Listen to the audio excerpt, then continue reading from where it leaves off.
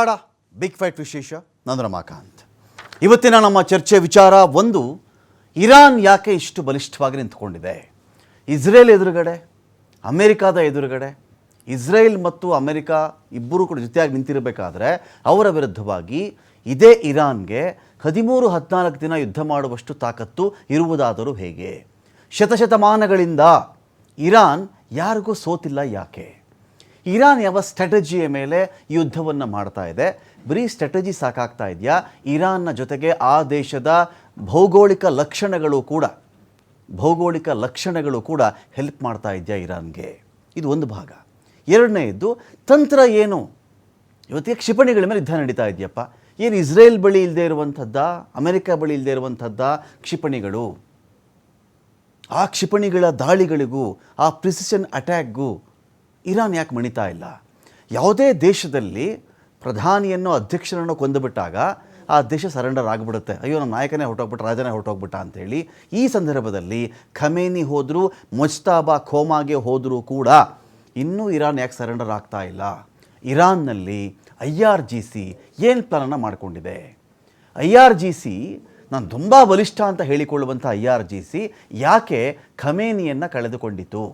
Khamenei ರಕ್ಷಣೆ ಬಿಟ್ಟರೆ IRGCಗೆ ಬೇರೆ ದೊಡ್ಡ ಪರ್ಪಸ್ ಇದ್ದಂಗೆ ಇಲ್ಲ. ಅಂಥ ಖಮೇನಿಯನ್ನು ನಾವು 6 ಅಡಿ ಉದ್ದ ಇದ್ದೀವಿ, 6.5 ಅಡಿ ಉದ್ದ ಇದ್ದೀವಿ, ನಮ್ಮ ಬೈಸಪ್ಸ್ ಇಷ್ಟಿದೆ, ನಮ್ಮ ಟ್ರೈಸಪ್ಸ್ ಇಷ್ಟಿದೆ, ನಮ್ಮನ್ನು ಯಾರೂ ಸೋಲ್ಸೋಕ್ಕಾಗಲ್ಲ, ಇದು ಓಕೆ. ಇದು ಯುದ್ಧದ ಪ್ರಾಚೀನ ಮಾದರಿಗಳಿವೆಲ್ಲವೂ ಕೂಡ, ಬಹಳ ಹಳೆಯ ಮಾಡೆಲ್ಗಳಿವೆಲ್ಲ.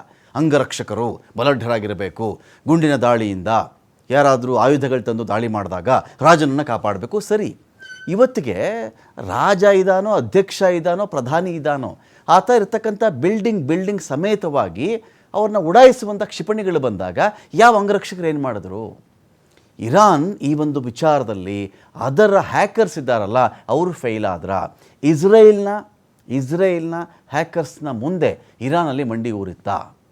ಇರಾನ್ನಲ್ಲಿ ಪ್ರತ್ಯೇಕವಾಗಿರ್ತಕ್ಕಂಥ ಸಣ್ಣ ತುಕಡಿಗಳು IRGCಗೆ ಸಂಬಂಧಪಟ್ಟಂಥವು ಇಲ್ಲಿ ವಾರನ್ನು ಮಾಡ್ತಾ ಇದ್ದಾರಾ? ಅವ್ರಿಗೆ ಯಾವ ನಾಯಕನ ಆದೇಶನೂ ಬೇಕಿಲ್ಲ, ಅವ್ರ ರಕ್ಷಣೆ ಅವರೇ ಮಾಡಿಕೊಂಡು ಅಲ್ಲಿಂದ ಅವರು ಯುದ್ಧಕ್ಕೆ ಇಳಿದು ಬಿಡ್ತಾರಾ? ಹಿಟ್ ಆ್ಯಂಡ್ ರನ್ ಆ ತರಹದ ಆರ್ಮಿ ಇರಾನ್ನಲ್ಲಿ ಇದೆಯಾ? ಇದು ಒಂದು ಭಾಗ. ಎರಡನೇ ಭಾಗ, ಹೋರ್ಮುಜ್ ಜಲಸಂಧಿ. ಇರಾನ್ ಏನೂ ಮಾಡೋದು ಬೇಕಾಗಿಲ್ಲ. ಹೋರ್ಮುಜ್ ಜಲಸಂಧಿಯಲ್ಲಿ ನಿಂತಿರ್ತಕ್ಕಂಥ ಸಾವಿರಾರು ಹಡಗುಗಳಲ್ಲಿ ಒಂದು 10 ಹಡಗುಗಳನ್ನು ಟಾರ್ಗೆಟ್ ಮಾಡಿಕೊಂಡು ಸುಟ್ಟಾಕಿಬಿಟ್ರೆ ಸಾಕು, ಇಡೀ ಜಗತ್ತು ತಲೆಬಾಗ್ಬಿಡುತ್ತೆ ಆವಾಗ ಇರಾನ್ಗೆ ಅಂತ ಅದರ ಒಂದು ಕ್ಯಾಲ್ಕುಲೇಷನ್ಸ್ ಇದೆ. 10 ಹಡಗು ಆ ಥರ ಬೆಂಕಿ ಬಿದ್ದುಬಿಡ್ತು ಅಂತ ಹೇಳಿದ್ರೆ ಉಳಿದ 1000 ಹಡಗುಗಳಿಗೆ ಒಂದಷ್ಟು ಹಿಂದಕ್ಕೆ ಸರಿದು ಬಿಡ್ತಾವವು ಅಂತ ಹೇಳಿ. ನಮ್ಗೆ ಯಾಕೆ ಬೇಕಪ್ಪ, ನಮ್ಮ ಹಡಗನ್ನು ಬೆಂಕಿ ಹಚ್ಚಿಬಿಡ್ತಾರೆ ಇವರು, ಕ್ಷಿಪಣಿಯಿಂದ ಉಡಾಯಿಸ್ಬಿಡ್ತಾರೆ ಅಂತ ಬಂದಾಗ ಅದು ಇರಾನ್ನ ಯಾವುದೇ ಶತ್ರು ದೇಶದ ಮೇಲೆ ಒತ್ತಡ ಹೇರುತ್ತೆ. ನಾನು ಟ್ಯಾಕ್ಸ್ ಕಟ್ಟಲ್ಲಪ್ಪ ನಿನಗೆ. ಫಾರ್ ಎಕ್ಸಾಂಪಲ್, ಟ್ರಂಪ್ಗೆ ನಮ್ಗೆ ಹಡಗು ಬಂದಿಲ್ಲ, ನಮಗೆ ತೈಲ ಬಂದಿಲ್ಲ, ಗ್ಯಾಸ್ ಬಂದಿಲ್ಲ, ನಮ್ಗೆ ರಸಗೊಬ್ಬರ ಬಂದಿಲ್ಲ, ನಮ್ಮದೇನು ರಫ್ತಾಗ್ತಾ ಇಲ್ಲ, ಆಮದಾಗ್ತಾ ಇಲ್ಲ, ನಾನು ಯಾಕಪ್ಪ ನಿನಗೆ ಟ್ಯಾಕ್ಸ್ ಕಟ್ಟಲಿ? ನಿನ್ನ ದೇಶಕ್ಕೆ ರಫ್ತು ಮಾಡಬೇಕು, ನಾನು ಕಟ್ಟೋಕ್ಕಾಗಲ್ಲ ನಾನು ಅಂತ ಹೇಳಬಹುದಲ್ವಾ? ಇದು ಅಮೆರಿಕ ಕ್ಲಾಸ್ ಆಗುತ್ತಾ? ಇಸ್ರೇಲ್ ಬರೀ ಅಮೆರಿಕವನ್ನು ನೆಚ್ಚಿಕೊಂಡು ಅದರ ಒಂದು ಮೊಸ್ಸಾದನ್ನು ನಂಬಿಕೊಂಡು ಯುದ್ಧವನ್ನು ಮಾಡ್ತಾ ಇದೆಯಾ? ಎಷ್ಟು ದಿನಗಳ ಕಾಲ ಭಾರತದಲ್ಲಿ ಅನ್ನದ ಬಟ್ಟಲಿಗೆ ಈ ಒಂದು ಇರಾನ್ನ ಯುದ್ಧದ ಬಿಸಿ ಮುಟ್ತಾ ಇರುತ್ತೆ?